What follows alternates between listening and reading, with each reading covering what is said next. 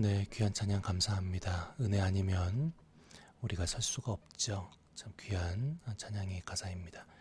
우리 이 시간에는 이제 레위기 읽고 계시는데 레위기 1장 말씀을 보면서 레위기에 우리가 알고 또 기억하면서 읽어야 할 말씀의 방향들을 함께 점검토록 하겠습니다. 레위기 1장 1절부터 13절까지의 말씀 같이 먼저 보겠습니다. 여호와께서 회막에서 모세를 부르시고 그에게 말씀하여 이르시되 이스라엘 자손에게 말하여 이르라 너희 중에 누구든지 여호와께 예물을 드리려거든 가축 중에서 소나 양으로 예물을 드릴지니라. 그 예물이 소의 번제이면 흠없는 수컷으로 회막문에서 여호와 앞에 기쁘게 받으시도록 드릴지니라.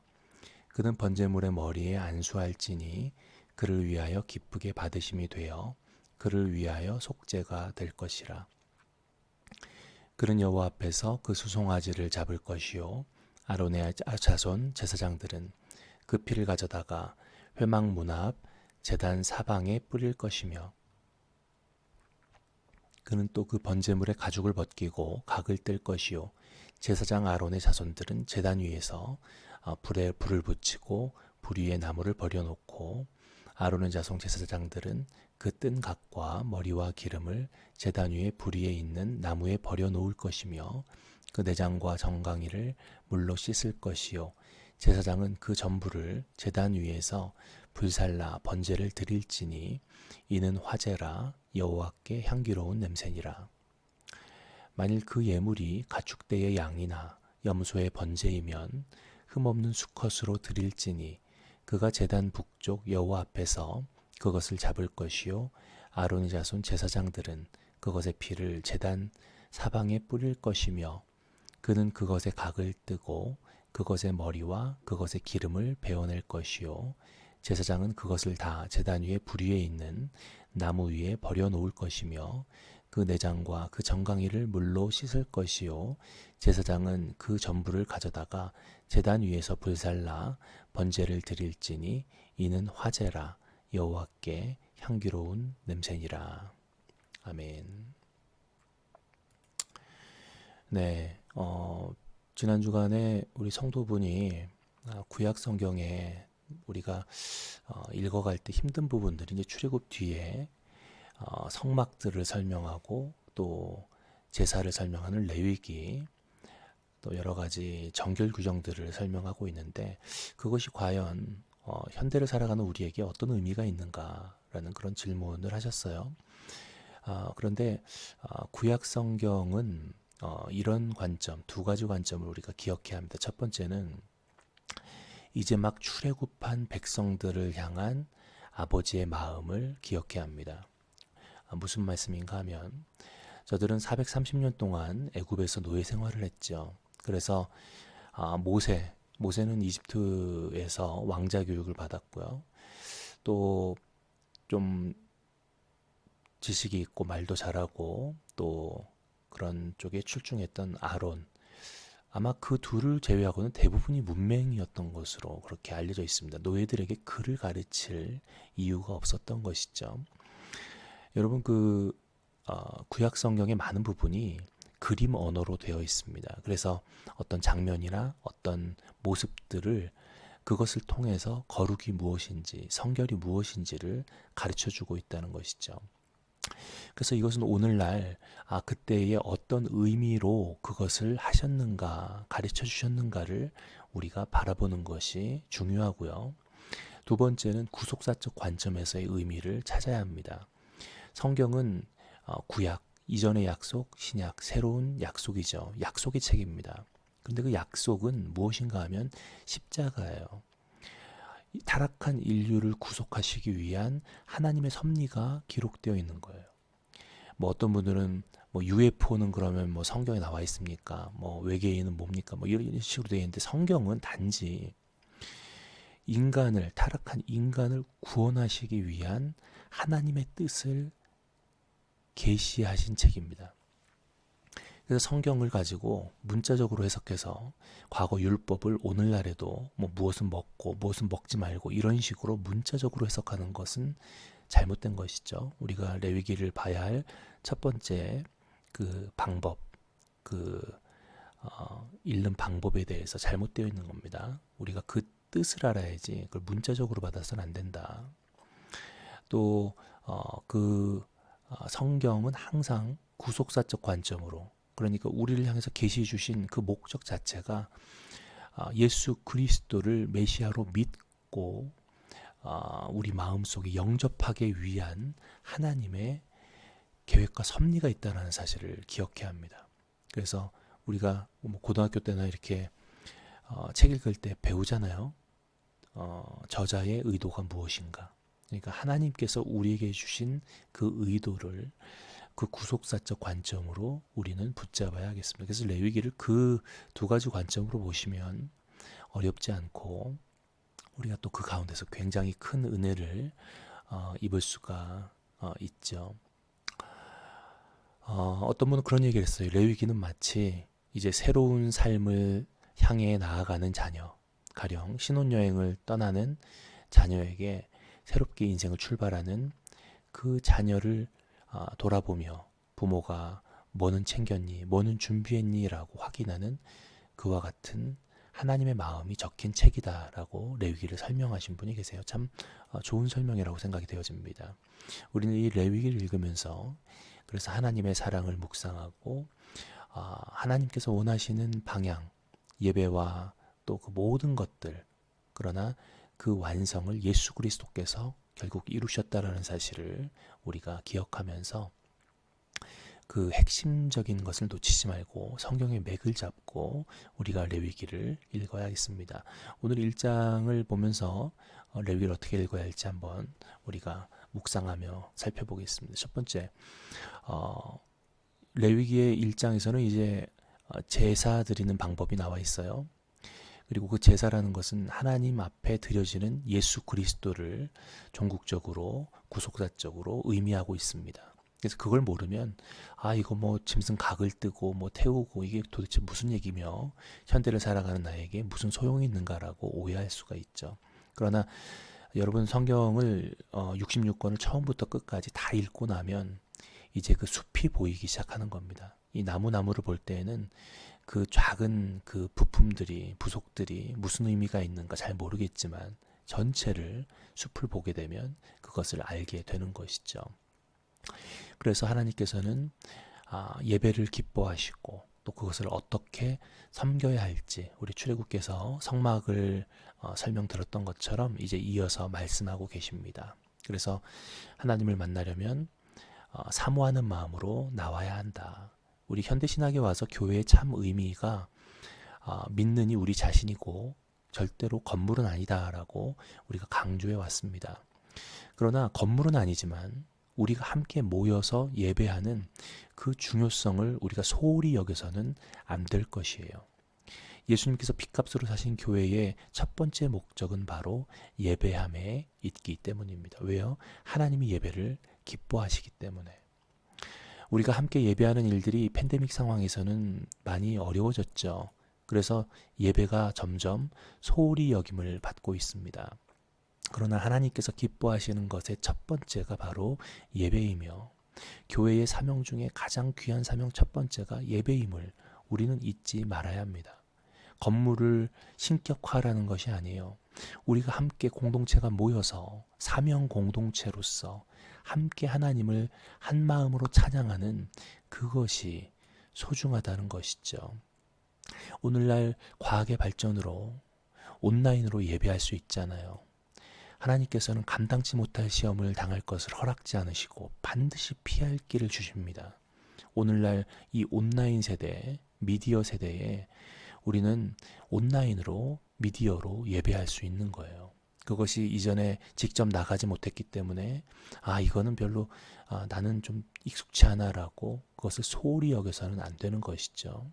우리는 하나님께서 내신 피할 길을 깨달아 그 방법을 소홀히 여기지 말고 붙들어야 합니다.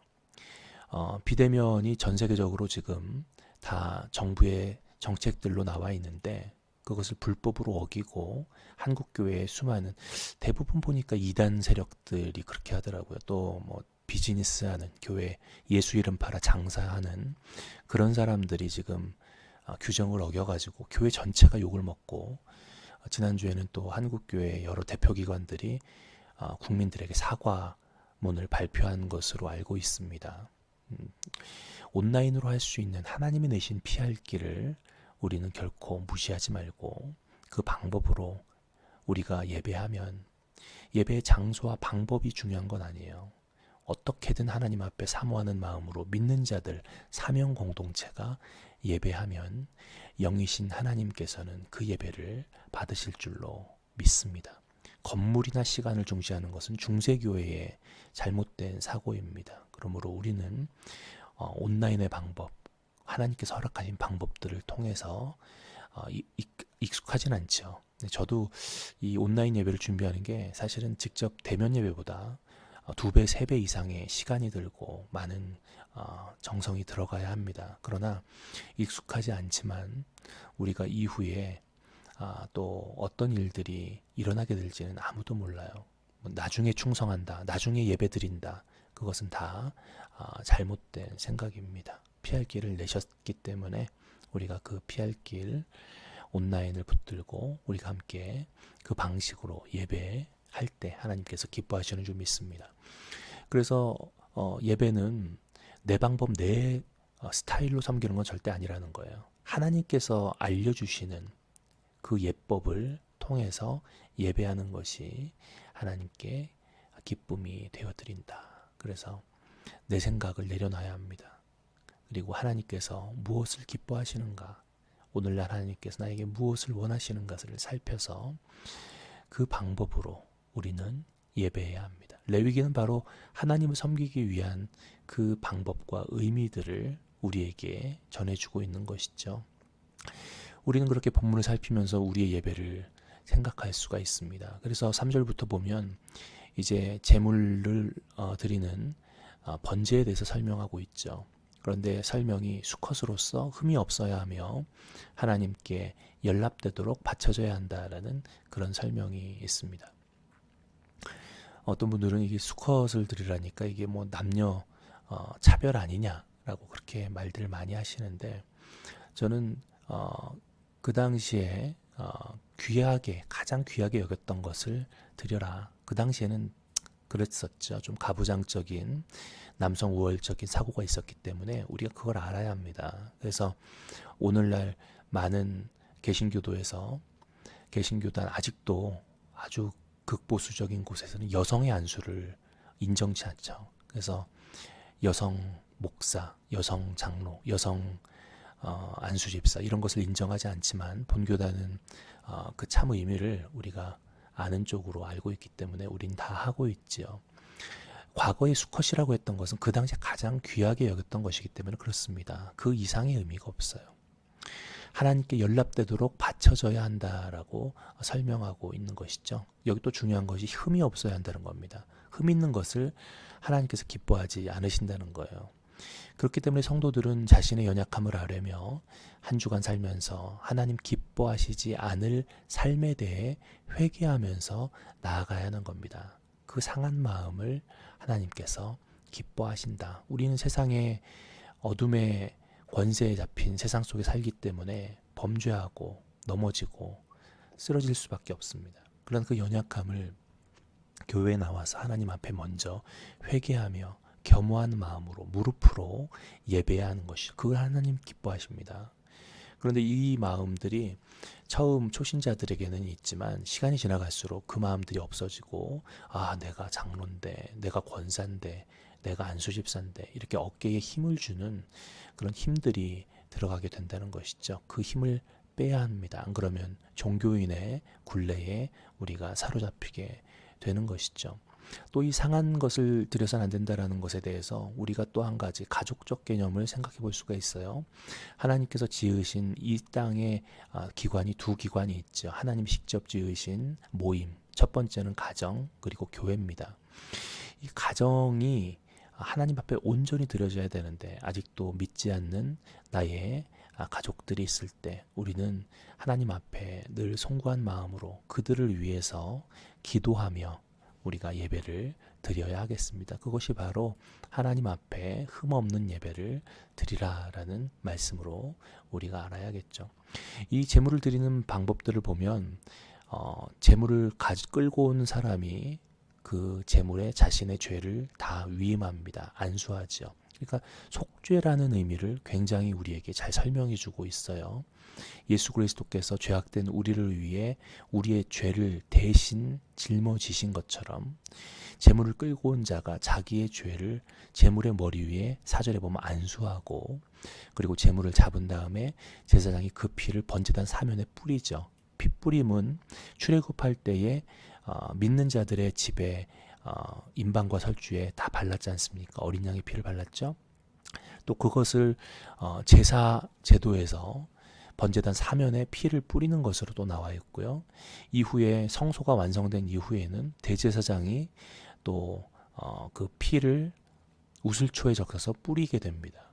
그리고 현대에 와서는 예수 그리스도의 피를 보혈을 믿는 자에게 그 구속이 있음을 이렇게 점진적으로 우리에게 전달하고 있는 것이죠. 그래서 굉장히 중요한 피뿌림의 의미가 있습니다. 피가 없이는 죄사함이 없다. 그래서 대속할 보혈, 예수 그리스도의 보혈이 필요했다는 것이죠.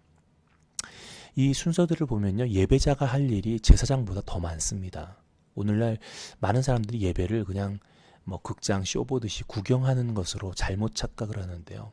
예배는 절대 구경으로 끝나선 안 되는 이유가 바로 레위기에서부터 설명이 되고 있어요.